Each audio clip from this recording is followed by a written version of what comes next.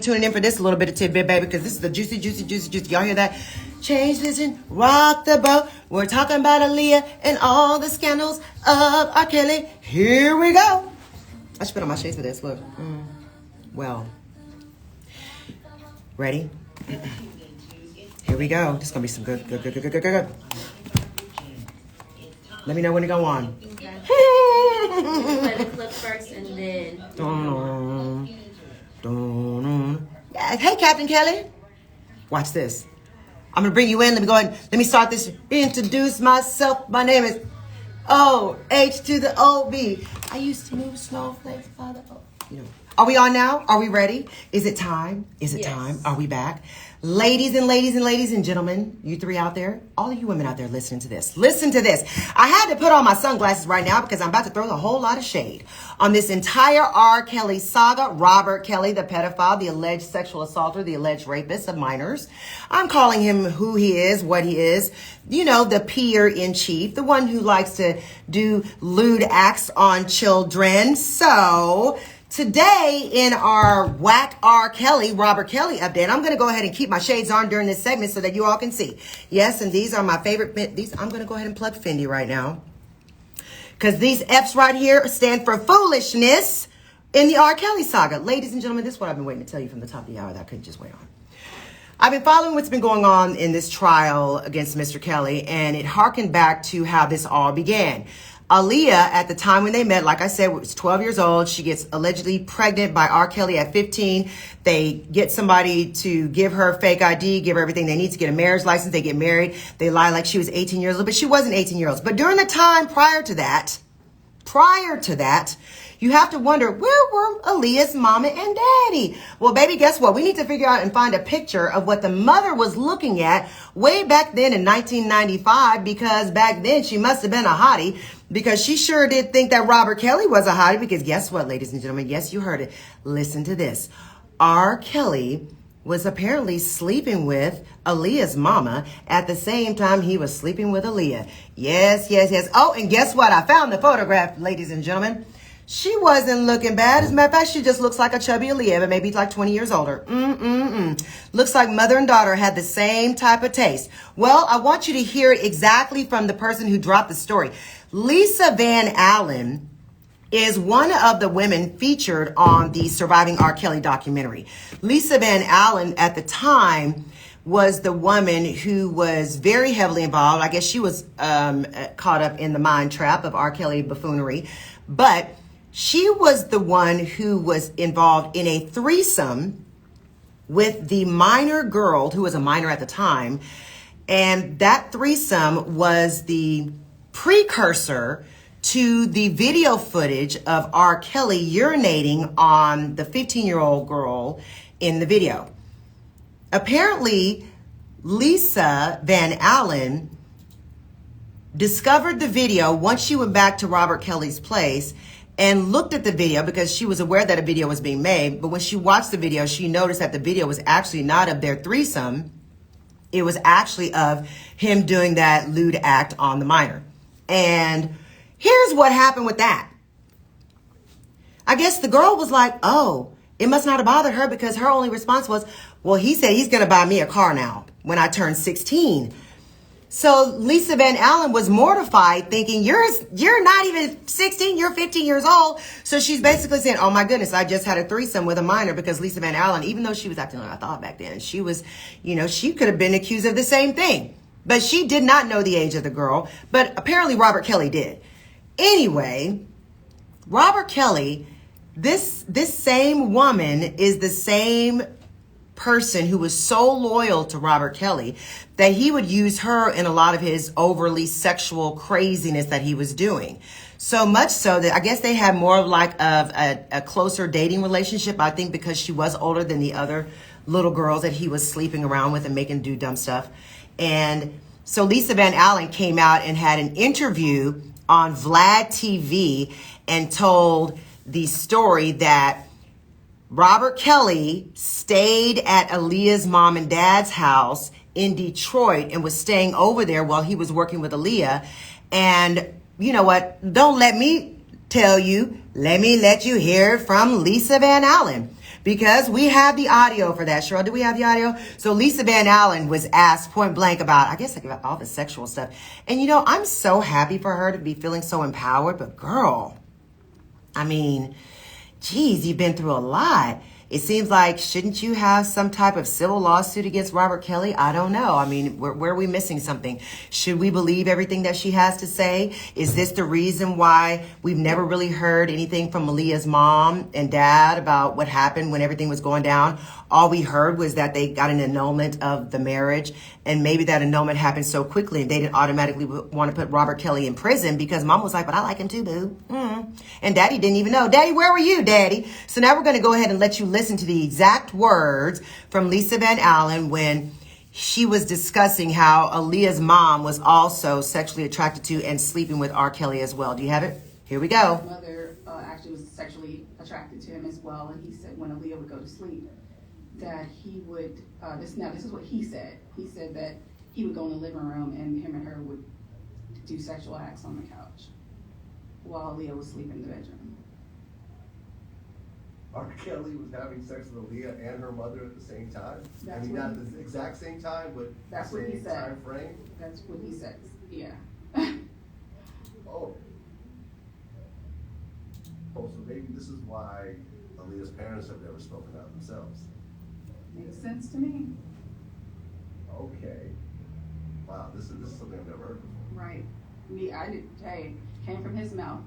Okay. You can cut that. So here's the thing. And it's a whole lot of things. I say here's the thing all the time because there's been so many things on the show. I believe her. Let me tell you about a predator.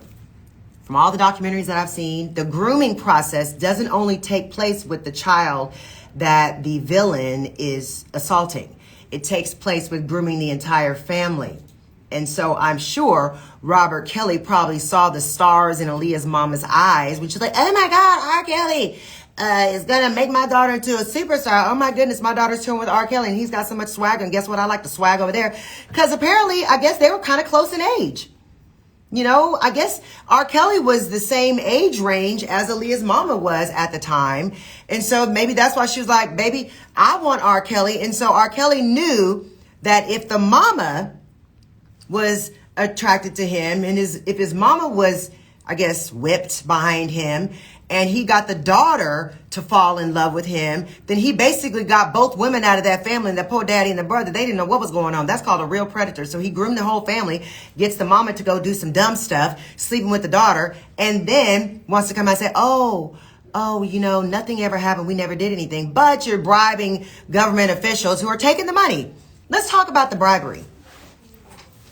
For the government officials that took the money, they don't pay enough money at the county for people not to say yes to some money. I understand it. But I'm not sure if there was any testimony as to exactly what the bribe entailed or who paid the money or how the money was transferred or what it was about. But either way, there were way too many enablers in Aaliyah's corner that seemed to be bottom feeders that were feeding off of her celebrity status and her money, somewhat akin to the Britney Spears saga where her entire family is bottom feeding off of her dad included, and her producers, her managers, her handlers, her old lawyers that were the lawyers before she fired them.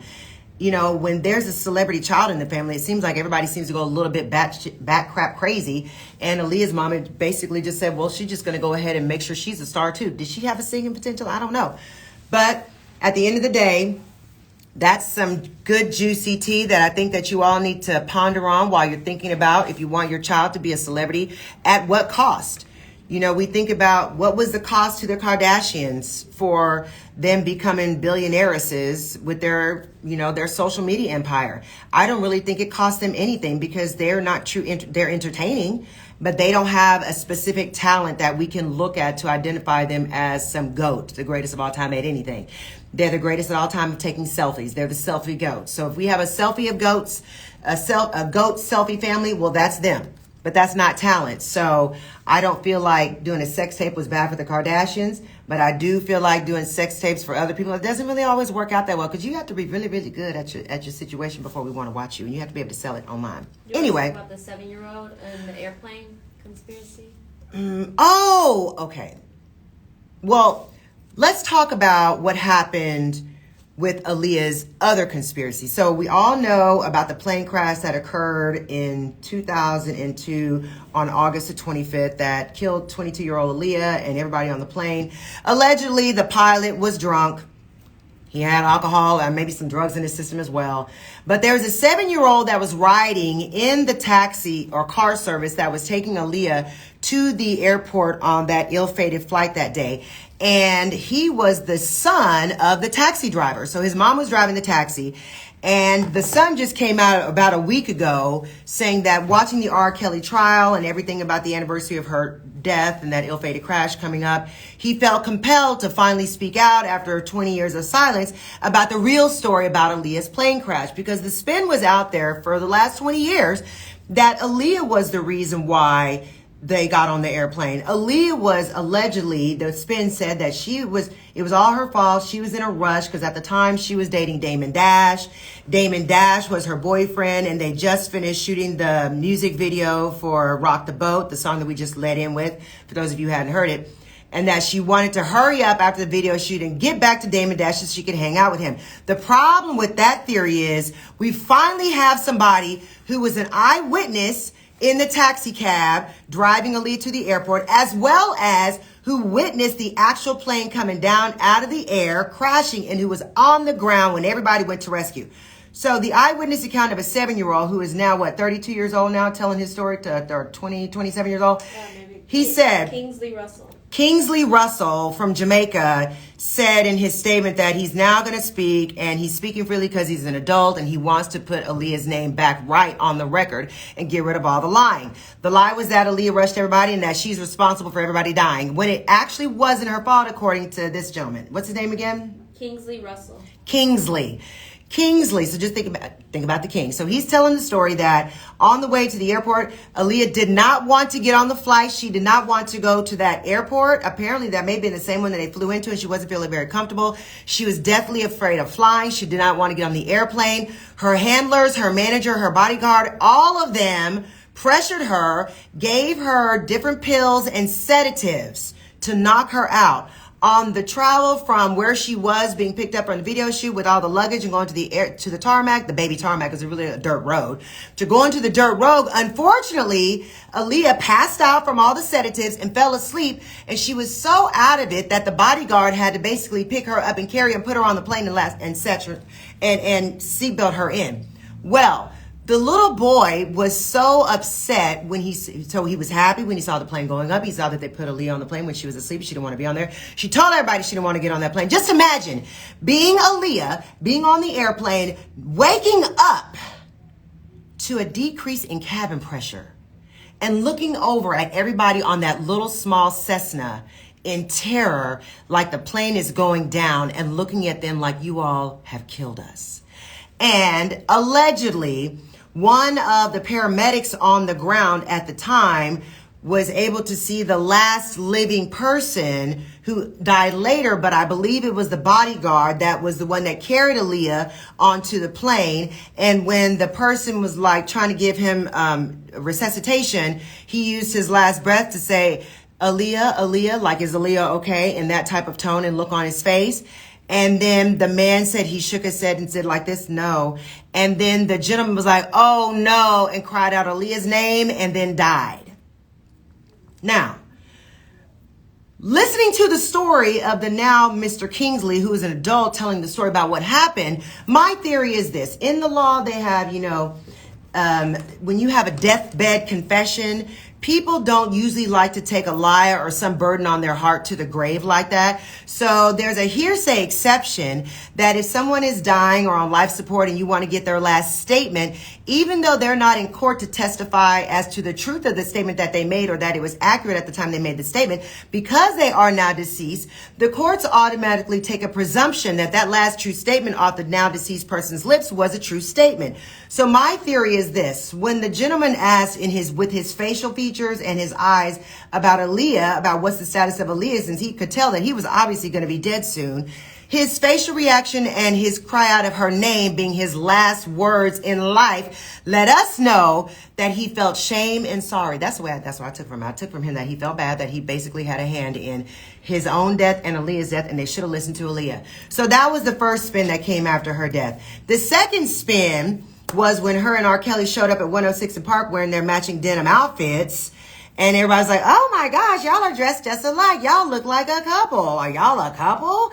Because at the time, Aaliyah was 15 years old and R. Kelly was how much? Too old. He was a pedophile at that time.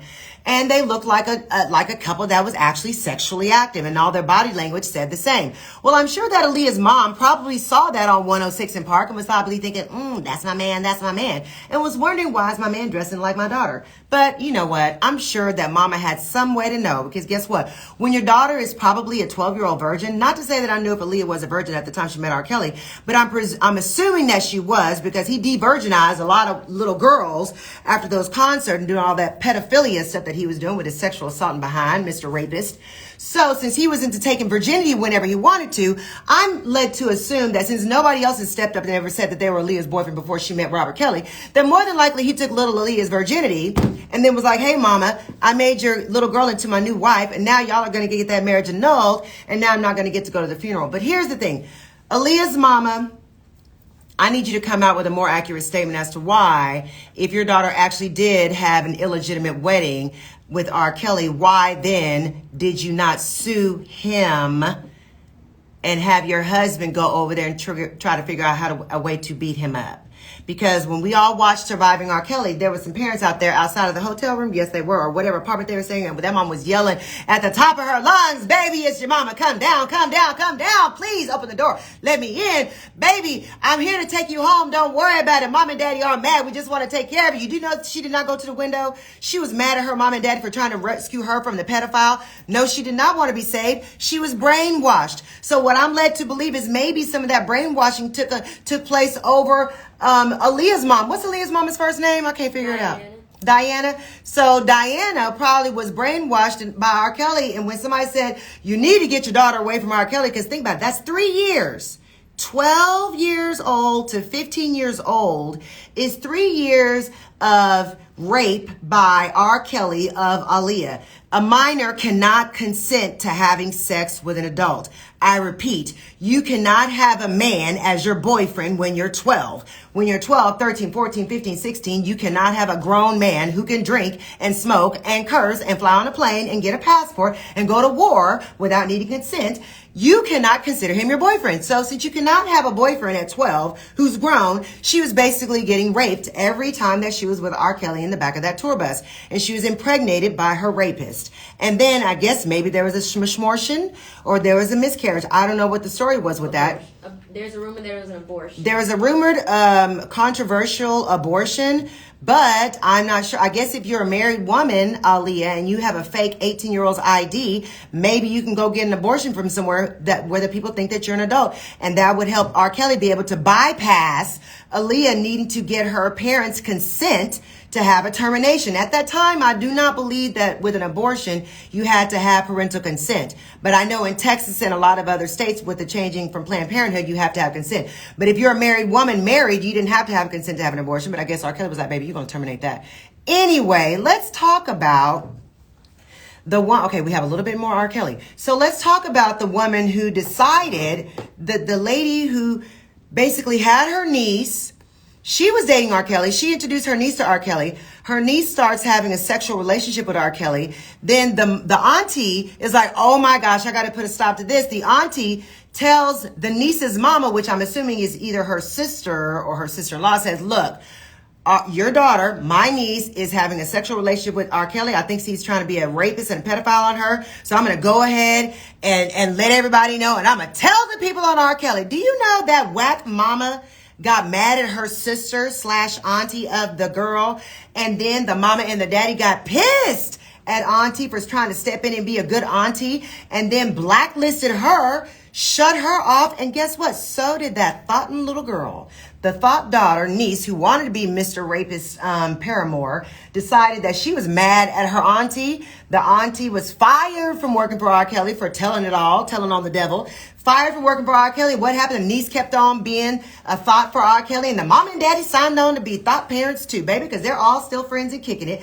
They obviously probably got paid, because that's exactly how that video of the urination was deaded. And R. Kelly was not convicted way back in 2007. Was it 2019?